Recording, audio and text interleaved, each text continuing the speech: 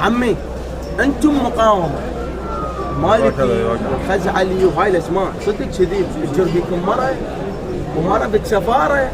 هسه اللي جاي احنا كتشارنا مقاومين وانتم ابناء السفارات.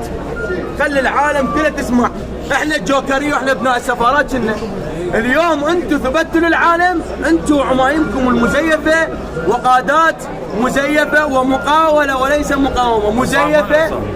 انتم ابناء السفارات، انتم عملاء لامريكا وايران.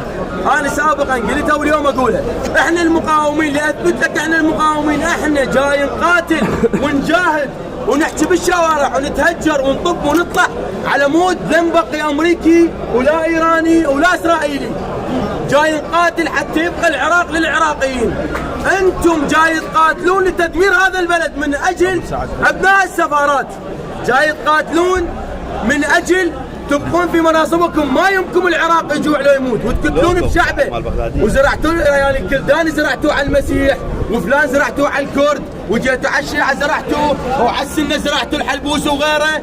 هاي ايران وامريكا يقتلون بالشعب العراقي ويجوعون على مود اللي عايش بالخارج يرتاح وياخذ بفلوس العراق. اما احنا كتشرينيين امام الشعب العراقي هم انفضحوا، احنا فاضحيهم. واليوم قدامكم شفت البارحه الصوره شله مال هتليه كانوا سايبين فيها الشوارع، صاروا قاده براس العراقيين. واليوم والبارحه واليوم وبعد نقول لكم هم سفله لدرجه انه قعدوا مع السفاره الاسرائيليه وقعدوا مع السفاره الامريكيه وقعدوا مع كل السفارات من اجل يبقون في مناصبهم ويدمرون هذا البلد.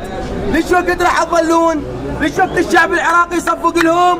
هاي القاده اللي دمرت البلد البارحه قاعده ويا امريكا واسرائيل. من القيس الخزعلي وشيل ايدك والمالك استاذ. انت رجعنا صدق كذب، صدق كذب المالكي. عمي الله وكيلكم. احنا بعد ما نسكت اساسا صار 3 اشهر ما جاي ظروف. انا كنت خارج بغداد واقول مستمر رغم كل شيء مستمر، اي شيء ما يهمني. بس انتم فضحتوا لا انتم لا جيوشكم ولا سلاحكم المنفلت. الله فضحكم. احنا الحق تشرين الحق. خلي كل العراقيين يسمعون. انتم متخاذلين واحنا صحيح متندمين لان طلعنا يوم واحد بالشارع على موتكم زين. بس احنا حاليا مرتاحين لان احنا دافعنا عن وطن، دافعنا عن بلد. تشرين انتصرت من كشفت هاي الوجوه. كل العراقيين كانوا يصفقوا لها. بس هسه الوحي والثقافه جاي تنتشر والعالم جاي تنتشر بالشوارع وتثقف وتقول لهم هاي القاده اللي كانوا يدعون بالمقاومه مثل قيس وهادي والجماعه البارحه قاعدتهم السفيره الامريكيه يمشون وراها. هاي يابا من رقبتكم بسلسله يابا تردون. بس بقونا وقعدتوا يا اسرائيل قعد ياهل ما يطبع. انتم مقضيه علينا صكاكه يا ولد. لا رام والله رام مقضيه علينا صكاكه وتطقون السفاره. هو ما طاقين سماره كله قاعد على البيوت على المفقره. فيا عمي يا شعب العراقي شفتوهم يحجون باسم الله واهل البيت قعدوا ويا اسرائيل. والقاده اللي يعنون نفسهم مقاومه ويحاربون الارهاب قعدوا ويا السفاره.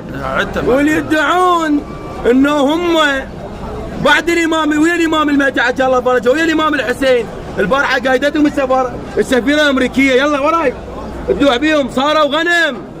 عمي اصحوا والله اصحوا. عيب على اي عراقي اليوم يتبع اي قائد سياسي ومعمم من هاي القاده السفله.